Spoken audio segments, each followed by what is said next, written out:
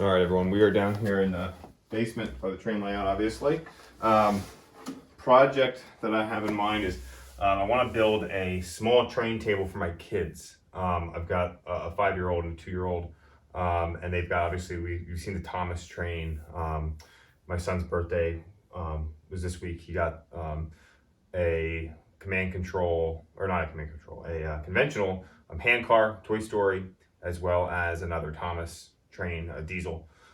So I want to build a table that we would use, that they could use to keep their trains on it. Now the key is I want it to be low enough that I can slide it in and out from underneath the big table so it doesn't take up more room in my basement. I think I've taken up enough of that already with this train layout. So I've got some space here. I obviously have a leg here. Now this one is actually not fully attached. I've just kind of had it here for now, just kind of waiting to see if there was something I was going to use this space under here for. Right now there's some storage, but I can easily move that stuff out of the way. So, thinking about this support is obviously going to be very critical in everything else. So how big of a table can I get that I can slide it in, slide it out, and then have this space for the kids to obviously use it? I would use the Lionel Fast Tracks for this. It could be a project build that we could do some videos on.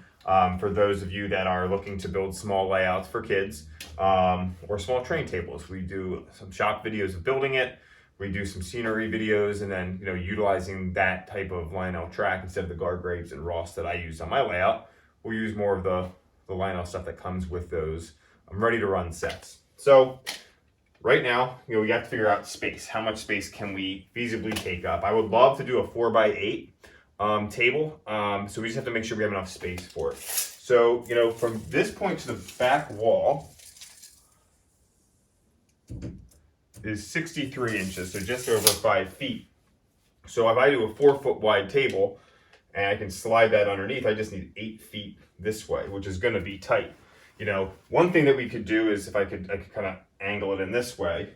I've got to figure out the engineering for where this support can be, where we can move it to continue to support this section of the layout. 8 feet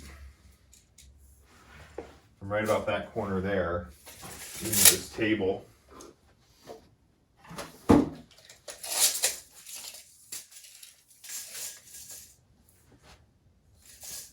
So 8 feet's right there.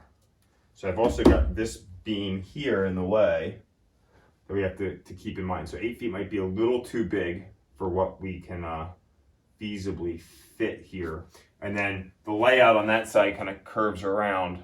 So, that's going to take up some space also. If we go 8 feet this way, from right at the edge of the layout to about the camera is 8 feet.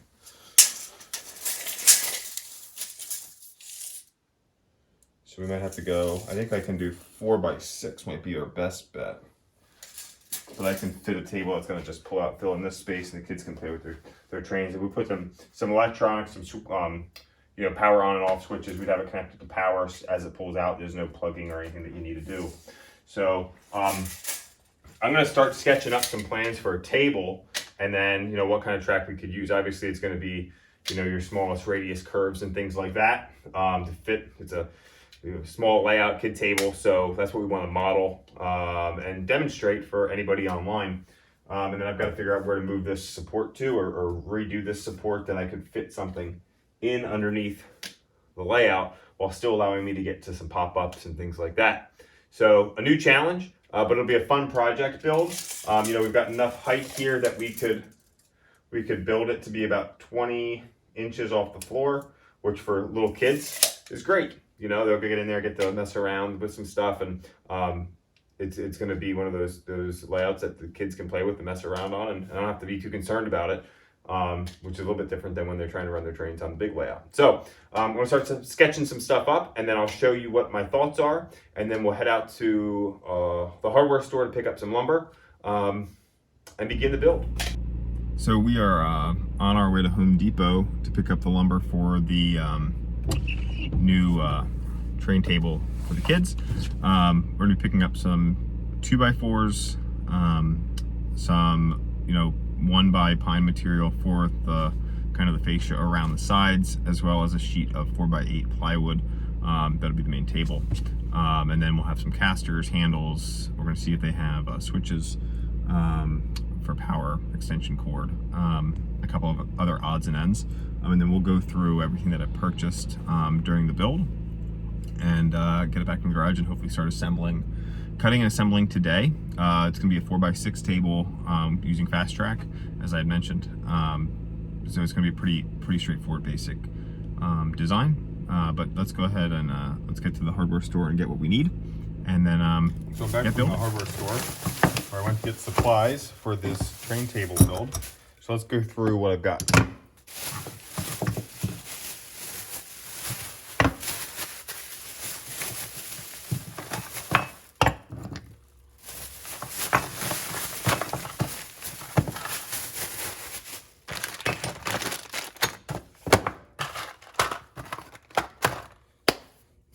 So we've got 4 3-inch swivel casters. We've got 2 handles, small surge protector, some coax or just wire staples, holdbacks.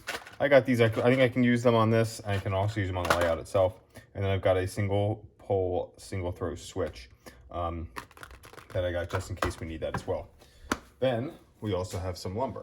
All right, so over here we've got a 4x8 sheet of 3/4 inch plywood. I was gonna go with a sanded finish, but then I thought, you're gonna spend another $15 per sheet probably for the sanded finish. So I went with more of a rough finish, and that's fine because we'll paint it. Might put like a green roll cover on it that you get at the hobby shop.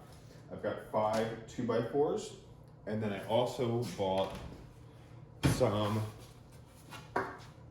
finished pine.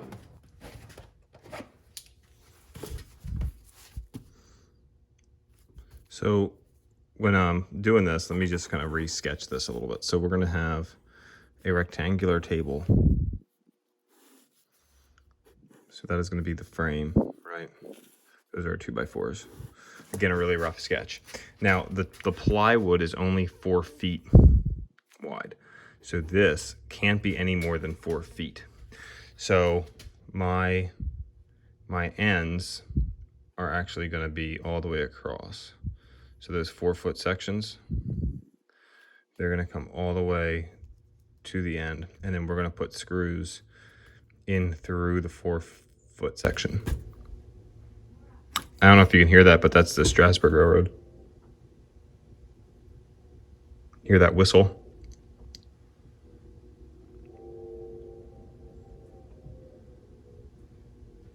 So my garage doors are shut, but I'm about a mile from the railroad line. So on certain days we can hear that whistle clear as day, which is pretty neat. I hope it came through on the video. So anyway, we're gonna have 4-foot sections. The screws are gonna come in there on the ends, which means our long sections here, which are gonna be about 6 feet long, they're gonna be on the inside of that 4-foot because the plywood's gonna lay over the whole thing. So let's go ahead and get those pieces cut and measured and cut. So, all right, so we're gonna start by cutting the 4-foot end sections here because we know that those 4-foot end sections are gonna be finished at 4 feet. So what we're gonna do is just gonna bring this down here. We're gonna mark off 4 feet.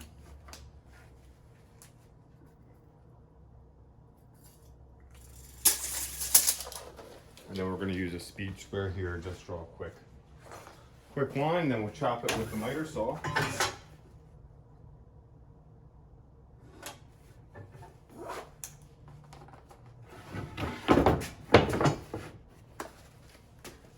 Grab some ear protection.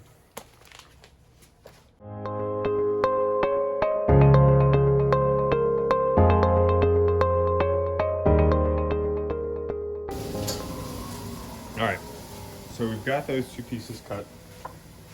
And what I wanted to show you was that the ends of the 2x4 here, if I hold this up to the camera, 2x4s aren't 2 inches by 4 inches. They used to be, but now they're 3.5 inches by 1.5 inches. That's just the way dimensional lumber works. So we're gonna take 2 more of our 2x4s, we're gonna cut them to that length. You may be asking, why did I take two 2x4s to cut these 4-foot sections? Well, these aren't exactly 96 inches or 8 feet long. So when I cut one to that length, you know, we were left with just under 4 feet on the other side. So here, if I take this long full 2x4 here and measure, this is just under 96 inches. It's about 95 7/8 or so, which is not ideal for a project when you're using 4 feet, because then you have to burn through another board. But that's okay, we can use those scrap pieces for our legs later on. So let's go ahead and cut our 6-foot sections, or 6 foot 3 inches. All right, so I've got my drill with a bit that's gonna kind of recess an area for the screw to go down, or countersink, if you will, impact driver, and my speed square. We're gonna just put this on here. We're gonna drill 2 holes straight through. There's the train again. You might be able to hear it.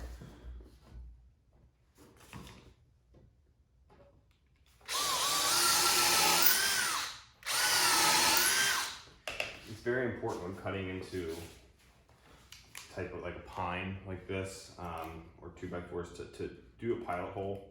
Otherwise, you're going to get a split on the end. You do not want that.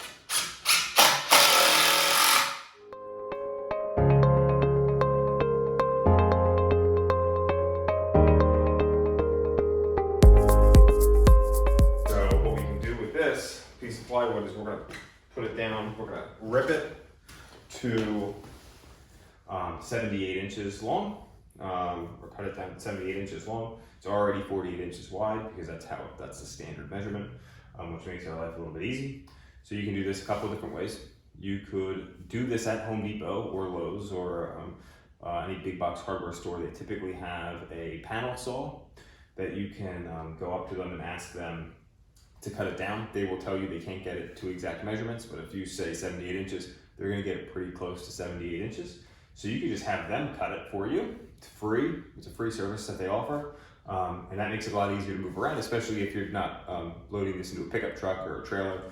If you have to get it into like a van or a car, that helps. You can have them cut those down. You can have them cut it down into even smaller pieces, and then have separate pieces together that you then glue up or put together when you're at home assembling your table. So that's one option. Another option is a circular saw. You can just draw a line, 78 inches, rip that with your circular saw. If you have a straight edge for that, it'll make your life a little bit easier. If you have a table saw, you can rip it on your table saw. For a sheet this size, you need a lot of space for that. And then last but not least, you can also, I'm gonna use my track saw that I have for my shop. So we'll break that out and start cutting. All right, so again, we know that this sheet of plywood needs to be cut at 78 inches. So I'm gonna measure it here. Mark off 78. And then what I'll do is I'll take this square. I'm gonna put that right at that line that I just made.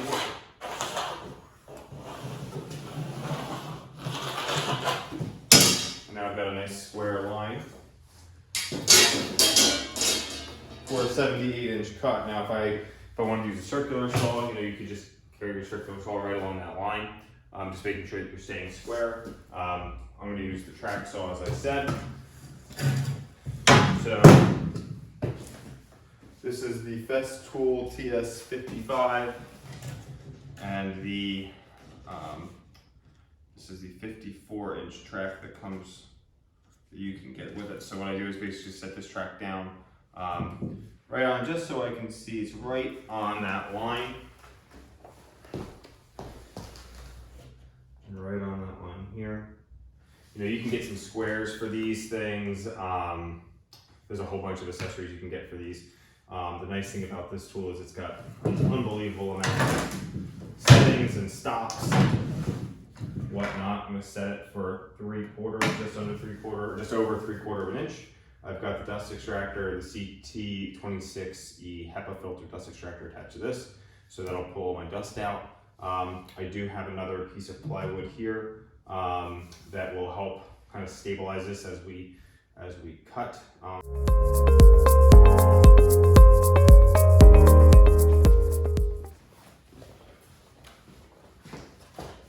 Alright, so now this piece is cut to size. So what we're going to do is just fit it over top of our frame here.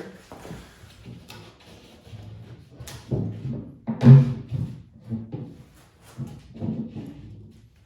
the edges, nice fit. What we're going to do is make sure that the one side here is right along the edge, and then right along the edge here, and then we're going to put a screw here, and then we'll make sure the other corner is the same, and then we'll go around and we're just going to add some screws. These are 1 3/4 inch screws, which are plenty long enough to get through the 3/4 ply, and then into the 2x4s, hold it in place. Just going to go around, tack all those in, and then what we might do, depending on how much play we have, we might add a support in the middle once we flip this over for the legs. So let's go ahead and do this.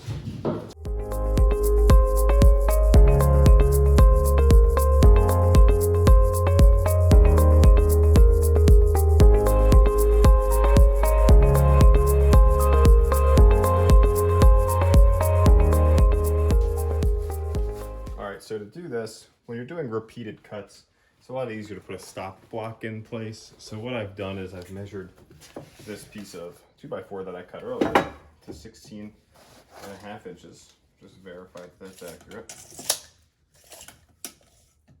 16.5. Measure twice, cut once.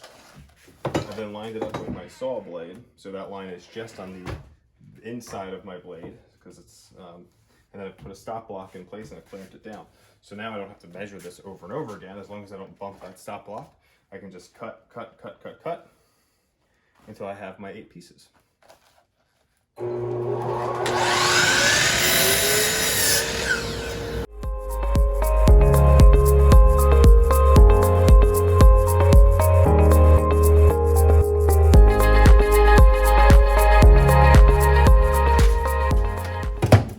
Alright, so now what we're going to do is we're going to take these, we're going to screw them together so we've got a thicker leg, and that'll help us attach the castors onto the end of these. So what I'm going to do this, just make sure that you're lined up nicely there, and then we're just going to drill a hole and put some screws in the side. Usually 2 or 3 get the trick done. Let me get some longer screws.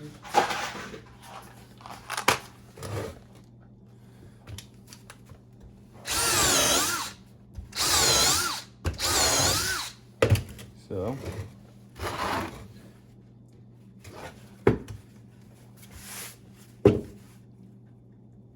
some square. Again, we could clamp this quickly if we wanted to.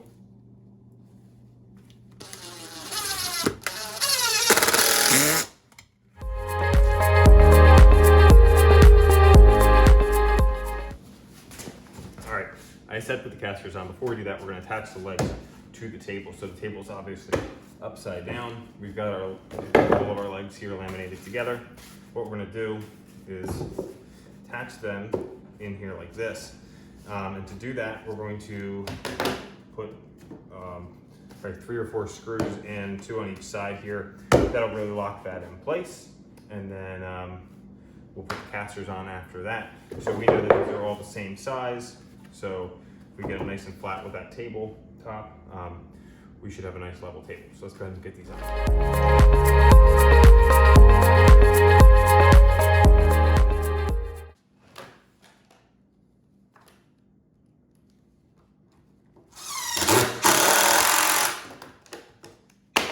go. It's not going anywhere. Let's do the other 3.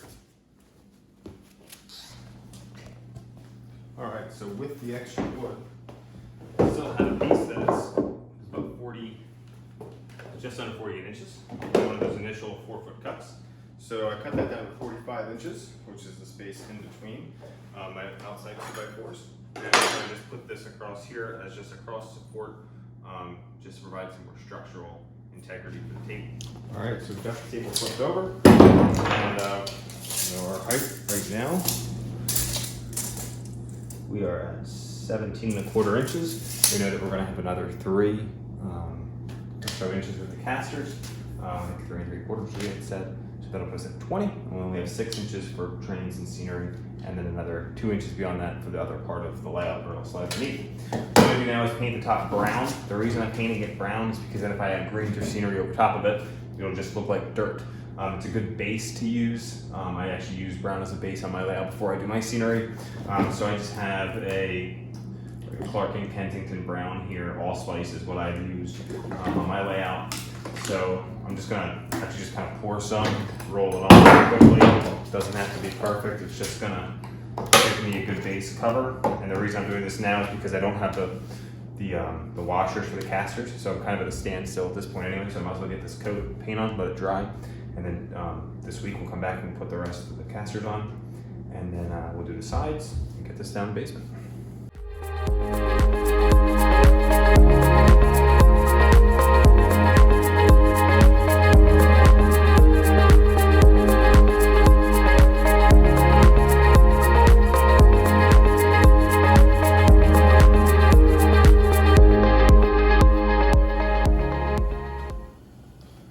So we got the table up on its side now. We are going to attach the casters to the bottom. The reason I'm putting casters on this table, again, it's going to slide in and out from underneath my layout. Now to attach the casters, one thing that I missed on my original shopping list was the fact that the holes on these are too big for screws, at least the screws that I have. So you have to get washers to hold those in place. So what we're going to do is, of course, these washers come in a 3-pack, so I bought a bunch of little bags of them. And then a bunch of other washers, because I just never have them in my shop. What we're gonna do is just put the screw through the washer and then through this hole, and that's gonna hold it in place. And we're just gonna attach that right onto there as best we can. And do that for all 4 legs. And then we'll flip it back down and we will work on the fascia. Okay, so casters are on. We do a final height check here. We are at 21 inches, which is great. We have up to 26 inches at one end and then up to 28 inches at the other end of where this is going to slide underneath the layout downstairs. You kind of get to the point now where it's like, boy, I hope it fits. We know the height will fit. It's just everything else that we have to maneuver underneath there and then protect the rest of the layout, and we have to adjust the one leg support down there still too. That won't be on this video though. We're just going to focus on building this table. So now we want to add the fascia. You can see the edge here is rough. Doesn't look that nice, and I just about got a splinter right there. So, you know, we know the length of this should be 70 inches. Okay, and then coming across here is going to be 4 feet or 48 inches. Now I have three boards. The pine from the big box store that I talked about that I got. So I have 3 of these. These are 8 feet in length. So I can use 2 for either end, and then I needed to take 1, cut it in half to do the sides. Which means for these long ends, I have to make them a little bit longer to account for, you know, the end piece there. So what I'm going to do, these should be 3/4 inches, and they are, which means I have to add 1.5 inches. I need to go 79.5 inches on these, and then for the ends are going to be exactly 4. So I'm going to do the ends first, since they're going to come up right and even, and then we'll cut the side pieces. What I'm going to do is, there's a different number of ways that you could go about putting these on. I'm just going to screw them on. I'm going to countersink the screws, and then we'll put a wood fill over top of it, and then we're going to paint them probably white. And then we'll sand them down. We'll sand them down and then paint them, because these edges are a little rough and you don't want kids getting splinters, things like that. So I'm gonna go ahead and get these cut and start putting them on. All right, so the boards are cut. What we do is just, if there's anything that looks wrong on one side, you're gonna wanna make sure that it's facing inwards, but it'll go pretty good. So what I'm gonna do is I'm gonna take these quick clamps that I have here, and use them to help hold this board in place. I want it nice and even on the end. So if I can get it roughly where I need it, Then we can figure out how high we want it to be. Now, if you have, say we want it to be 3/4, we can take a piece of scrap wood, and this is actually the one for the other side, and then loosen that clamp and just move that up until it's flush with that. Clamp it down, come over here to this side, do the same thing. And then we know that it's going to be 3/4 of an inch off the table, which is pretty good. I don't think I need it any higher than that, really. And that gives me about 3/4 of an inch on the bottom too, which is great. Now I just need to make sure I'm even on the sides. Here, this corner, I'm not quite there, so I need to actually move the board this way a little bit. I'm just going to take a rubber mallet, tap it, get it in place.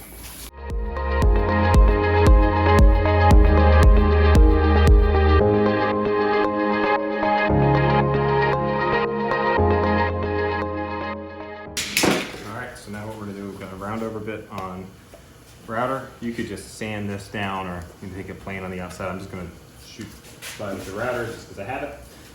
And then sand, wood fill, sand, paint.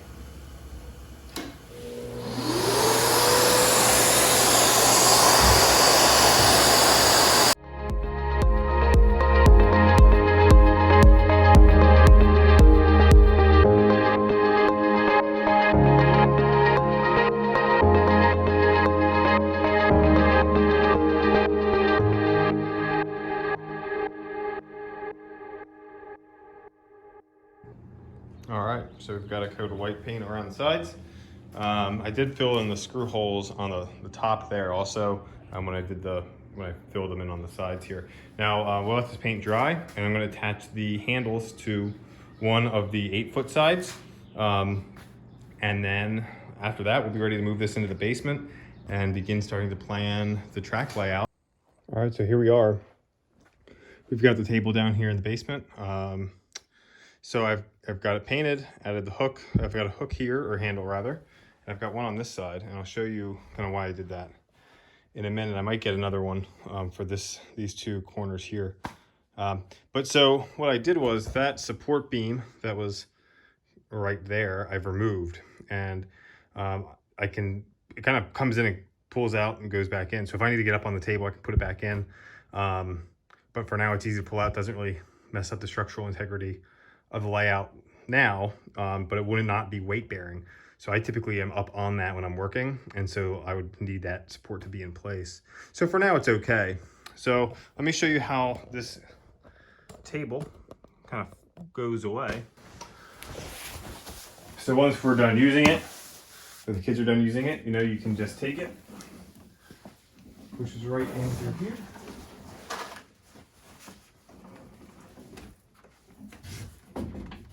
Just like that. It's completely out of the way. And then here are those handles. So you can just grab those handles and pull. I've got some boxes here that I'm going to get rid of. But it's pretty straightforward once those boxes are out of the way, and it's just going to pull right out. And I do have a strong leg right in that area there that it kind of pivots around. So I'll probably scratch the paint, but that's okay. And then it comes right out like that. And then you've got two sides for the kids to be able to see their trains run. So obviously really close to the fascia on that side, much more clearance over here on this side, but that's enough for us to be able to have some trains on here and running. So what I'm going to do now is add a surge protector to the side. That can kind of be an on-off switch. And then I've got some like wire staples here. We're going to go in and get rid of some of the hanging wires under the layout, just so they're up and more out of the way. All right, everyone. Well, I hope you enjoyed this video on how to build a kid's O-gauge train table. This turned out great. Got it nice and rounded on the corners. It's painted. The top's got your dirt brown for now. We'll add some greenery and things like that. We'll do some videos on how to do a kid's layout using the Lionel Fast Track in the next few weeks and months ahead. But if you liked this video and you're not, please subscribe to the channel. Like the video, leave us a comment if you have any questions about why I did what I did, or how I did it, or how I designed it. Leave me a comment or shoot me a message. I'd be happy to get back to you on that. But this is all set, so now it's time to get some trains on it for the kids. Thanks.